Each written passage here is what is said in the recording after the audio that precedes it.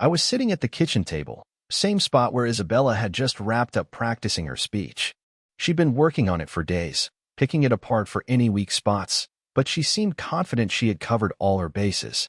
Her notes were solid, every argument ready, every counter-argument planned for. She didn't know if she'd win, but she was sure she wouldn't lose. I saw her smile for a second, but then it faded. The risk of what she was about to do must have hit her. She moved on to timing, figured if she took her time and walked me through it slow, maybe my logical side would agree. But then again, she knew me too well. I'd have time to break it all down and fight back. That's why she gave up on the slow route. She was going to hit me fast, shock and awe. Try to get my agreement before I could even think straight. And she needed my agreement. Without it, her plan wasn't going anywhere. That was the one part she couldn't risk. I watched her fidget around the kitchen, clearly trying to distract herself. She looked nervous, maybe even guilty, but seemed to think I had this coming. Something about how I backed her into a corner. I wasn't sure how I did that, though. It hit me then. I couldn't remember the last time Isabella had been alone at home during the week. Used to be she'd always beat me home and greet the kids after school. That changed around 7 months ago, right when Ethan, her new boss, transferred in. At first, it was all business between them. But that changed quick. One evening, Ethan asked her to stay late, then took her out for dinner as a thank you. They hit it off. Had a bunch in common: movies, fashion, the arts. He was 8 years younger, but none of that seemed to matter. He started complimenting her about her work, her looks. And she started worrying about getting older. She never said it, but I could tell. Their work talk started turning into personal chats. Soon they were having coffee together, then dinner, then shows on weekends. She told me there was a big promotion in the works, so I didn't ask too many questions. I figured after nearly 2 decades of raising kids, maybe she deserved something for herself. She told herself she wasn't crossing a line, but even she knew it was close. Meanwhile, I picked up the slack at home. More time with the kids. Cooking. Homework. I didn't mind. Actually, it felt good. I brought up how our youngest, just 13, shouldn't be left alone so often. She snapped, told me to cut my own hours if I had a problem. I did just that. Never said another word about it. She thanked me that night, her voice shaking a little. Said she appreciated me helping her chase her career goals. Her weekend work picked up after that. I started organizing more family time, took the kids out, just us. Our teenage son even gave up his own plans to hang out with the younger ones. For a while, it felt like we were bonding again. But then came the turning point. One Saturday, after lunch, Ethan asked Isabella if she wanted to get a hotel room. She thought it was a joke at first, then realized he was serious. She shut it down fast, made some excuse, and later cursed him under her breath for messing up what they had. The following Monday, Ethan acted cold, professional, distant. That bothered her more than she expected. She missed the compliments, the laughs, the attention. I gave her plenty of that at home, but somehow it wasn't the same. And I started to notice she was distracted, half there, even when she was physically home. 2 things stood out that week. First, one evening I had started dinner but needed to pick up our oldest from soccer. I asked Isabella to finish cooking. When I got back, she hadn't moved. Dinner was late, and we argued. I called her out on spending so much time at work. She let loose, vented all her frustration. But by bedtime, she claimed everything was fine. Still, I could tell it wasn't. Then came Friday. Ethan apologized for hitting on her, blamed loneliness. Then he had the nerve to ask if she knew any coworkers who'd sleep with him. She was shocked, said no. But instead of cutting ties, they planned lunch and a show the next day. That didn't sit right with me, even though I didn't know the full story yet. That same Friday, the kids and I were packing for a camping trip, something we'd talked about all week. Isabella looked totally confused. Said she forgot. Suggested we push it to next weekend. I told her no. Winter was coming, and this was our last chance. So she stayed home while we went off into the woods. She tried calling the next day, but we didn't have signal. She was alone and probably stewing in it. When we got back, she didn't say much, probably because deep down she knew she'd messed up. That night, she turned down sex, said she needed to be fresh for work. I told her this whole promotion chase was creating a wedge between us. She blew up, deflected everything, wouldn't even meet my eyes. Then one night, close to 3 o'clock in the morning, she curled up next to me. I could tell something had shifted, like she realized what she was putting at risk. She held me like she was afraid I might disappear. I held her back, but part of me knew something had already changed. The next few days, life went on like nothing was wrong. But something was off. She laughed, smiled, acted normal. But she wasn't really there. Not all the way. And I was seeing it clearer every day. Eventually, I sat her down and asked her, really asked her, to quit chasing that promotion. I told her I loved her, that I missed her, that I felt like we were drifting apart. But my timing couldn't have been worse. That same day, Ethan told her he wanted to take things to the next level. So when I poured my heart out, she was distracted, torn between my love and his flattery, between being needed at home and feeling wanted elsewhere. Even then, she wasn't ready to choose. After that awkward moment in bed, I went quiet. Isabella stayed up late, pacing around with a notebook like she was prepping for a big meeting. By around 2 in the morning, she had a plan. The next night, she laid it out to Ethan. She told him straight up she wasn't going to cheat on me. That wasn't on the table. But she did suggest something else. What if she could talk me into a threesome with him?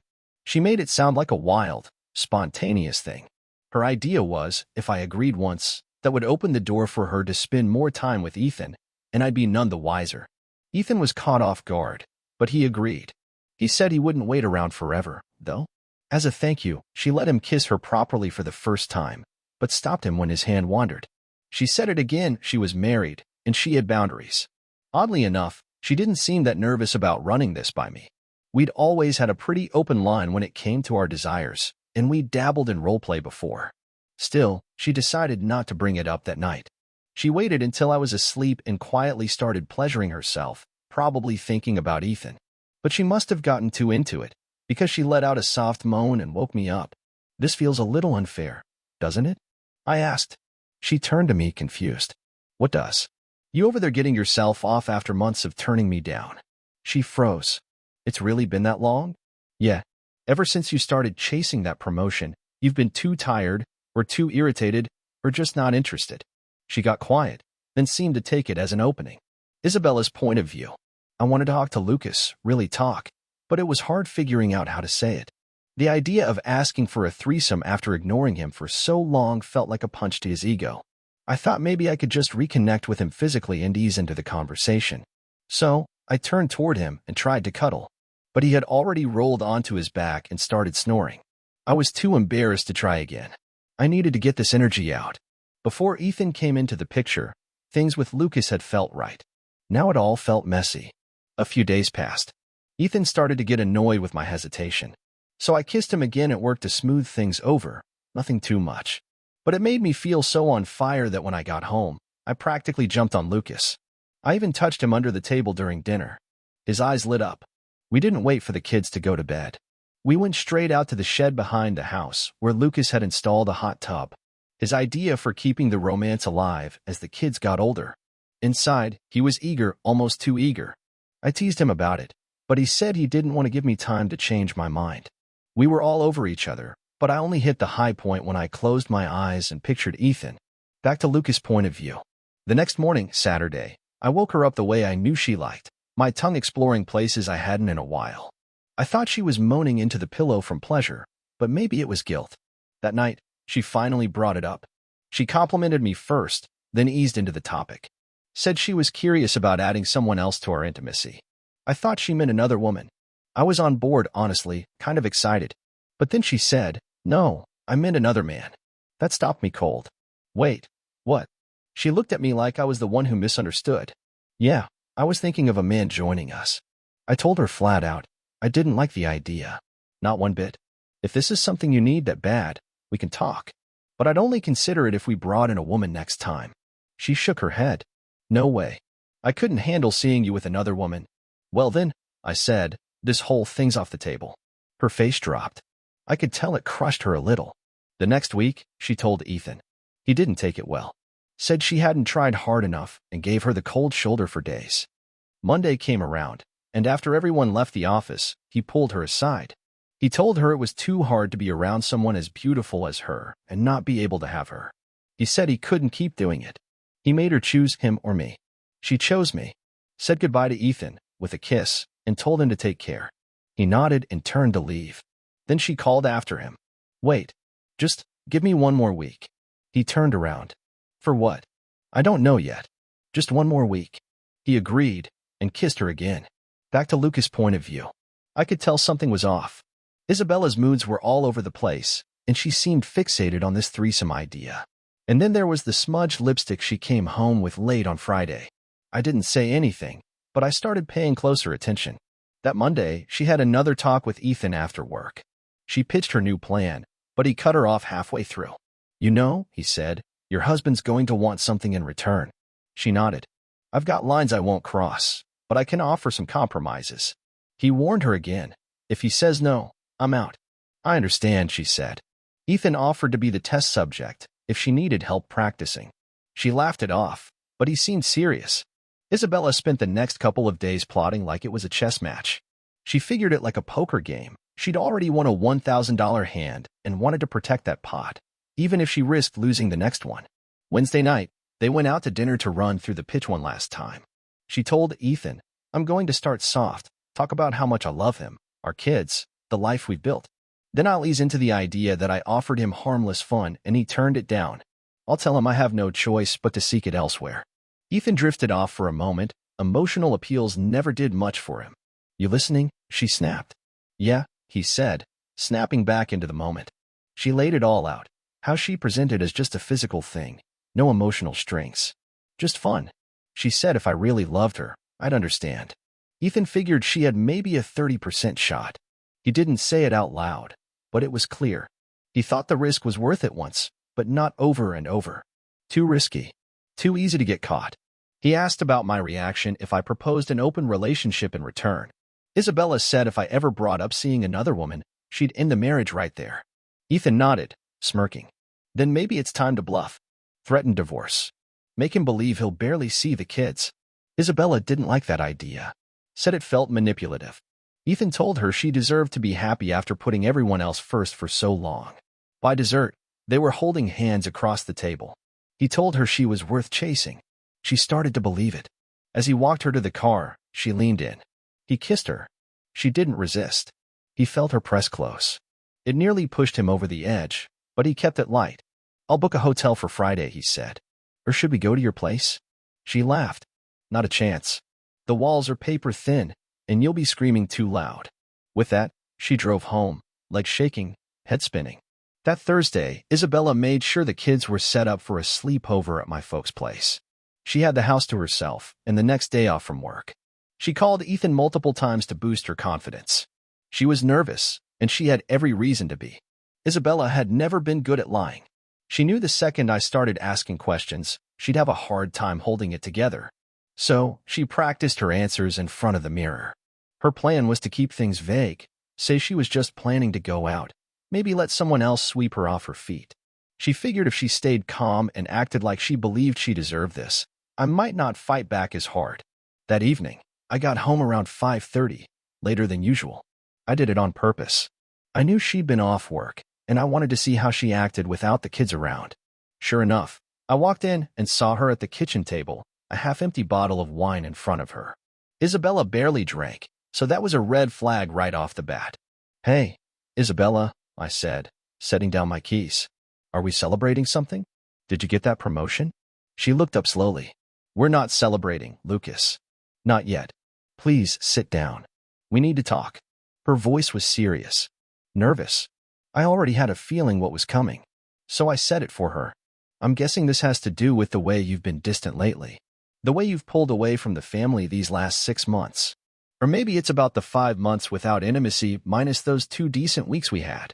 Let me guess. You still love me. You picture us at our kids' graduations, growing old together. But because I didn't go along with your little 3-way idea, now you plan to cheat on me with your friend. Am I close? Is it happening tonight or tomorrow?" Her face turned pale. She was rattled. She tried to stick to her speech, something about how she deserved this, how it was just physical, how it would spice things up. I wasn't buying it. Then she started reciting lines like she was reading off a script, telling me that if I dared to be with another woman, she'd leave me and take the kids. She mentioned court, custody, financial consequences. But I didn't feel fear, I felt disgust. I asked her the one thing I needed to know. "Who is it?" She paused. I could tell she hadn't prepared for that question. Finally, she said the name, Ethan. I felt a rush of heat in my chest.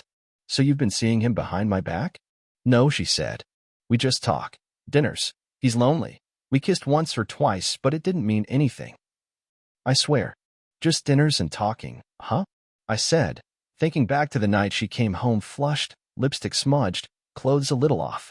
You think I'm a fool? She begged me to believe her. Told me she never cheated. Just some flirting. A few kisses. Nothing serious. I sat down, put my face in my hands, and cried. She had never seen me like that. I think it broke something in her. I didn't yell. I didn't throw things. I just stood up and said, "You broke this. You tried to use the kids against me. You lied for months. We're done." Then I left. Isabella's point of view. He was almost at his car when I caught up. I tried to explain, to fix it somehow, but he didn't even turn around. "I'm sorry," I said. "I didn't cheat. I never meant to hurt you." But to Lucas, the dinners, the lies, the kissing, it all counted as betrayal. He kept walking. Said our marriage was over. Got in the car. Drove off. I dropped to my knees in the driveway. I couldn't believe what just happened.